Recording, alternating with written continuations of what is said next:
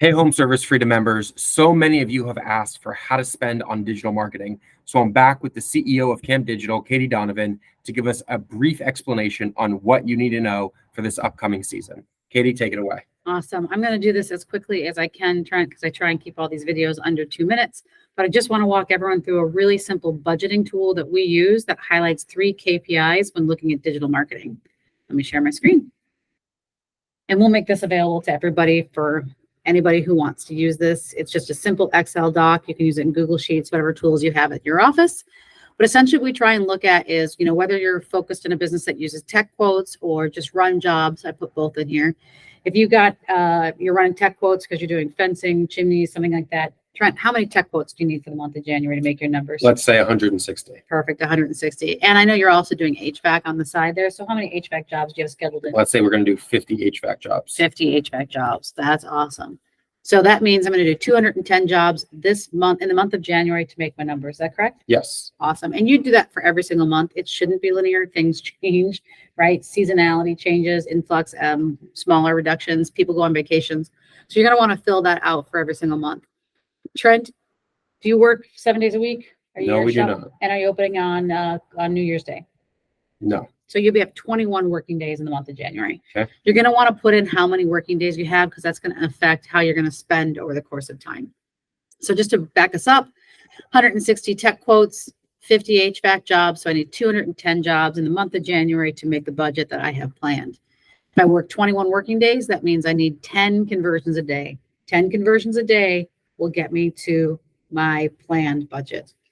Of that, we just need to answer 3 pretty simple questions, although sometimes it can be hard to find the data. First question I'm going to ask you, Trent, is what is your demand of those 10 jobs? How many of those do you need to come from demand generated leads? We need, let's say 80%. 80%. Demand calls. So 20% of your business can be repeat referral customers, things like that. So you need 8 jobs, 8 of those 10 jobs. 10 jobs needed every day gives me 210 because there's 21 working days, hit my budget. Of those 8 jobs, what do you think your booking ratio is? And I'm going to put a quick pause here, because everyone tells me my booking ratio is 95%. I'm not asking from your bookable calls. I'm asking from your true call volume. If someone calls in because they typed in HVAC near me and they're calling about a swamp cooler, no marketing company can control that. You guys can't control that. But I do need that actual raw number. So what do you think your real booking rate is? Let's say 80%. 80%. That's very high. I think most people train our CSR as well. That's great. Most people generally aim for 60, 65% as a goal, but we'll go with 80. What that's saying is I need 10 calls to generate my 8 demand leads that will help me get to my 10 calls, 10 run jobs in the day.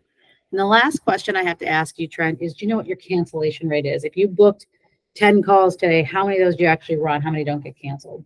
Let's say 1. 1. So about 90%. So we'll put in 90% here. That means I need 11 jobs, 11 swings at the plate to get the 10 opportunities to book my 8 jobs. That 8 jobs is the demand needs I need out of my 10 calls. Now, this last one, you might have to seek your current marketing company or go in and look at your last month's numbers, but you actually need what your average cost per conversion is. It's a pretty raw number. We'll use 50 for now.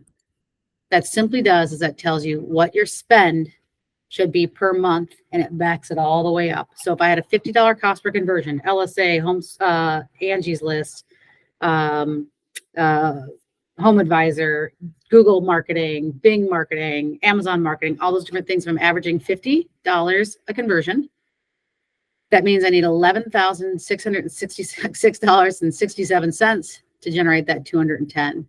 And then it breaks down to the 3 KPIs I like to look at. What was my cost per lead? My cost per lead was 50. What was my cost per book job? 55, 56. And what was my cost per run job? 69, 44. And here's where it gets really great. Once you've been doing this for a couple of weeks, you can really start to get in there and say, okay, that 80% was a little high, personally. Maybe it's more like 70%. Well, then I need to be sending 13,333, and it gives you those KPIs as well. And it changes for the seasonality, businesses that have shoulders, things like that. Dynamic pricing, all that fun stuff. This will change up quite a bit. What I love about this is it can really start to show you the impact of other parts of your business. You're spending $13,000 or let's call it $80 cost per run job. And that's because my dispatch is killing it with a 90% run rate, 10% cancellation. Well, if I get a new dispatcher and that changes to 85%, it cost me another $4 per job just because of that dispatcher not being as good as the previous dispatcher. So you can really start to dial in That's how right. some of the operations affects marketing. Yes. Quick and easy sheet. We'll make this available to everyone. If you want to get really funky with it, you can actually break it down by trades if you're a multi-trade shop, because the cost per conversions are different by trade, or you can use the blended CPA just to get started. Awesome. Thank you so much, Katie. This sheet will be available in Circle here, and expect some more videos from Trent and Katie at Camp Digital. Thank you so much.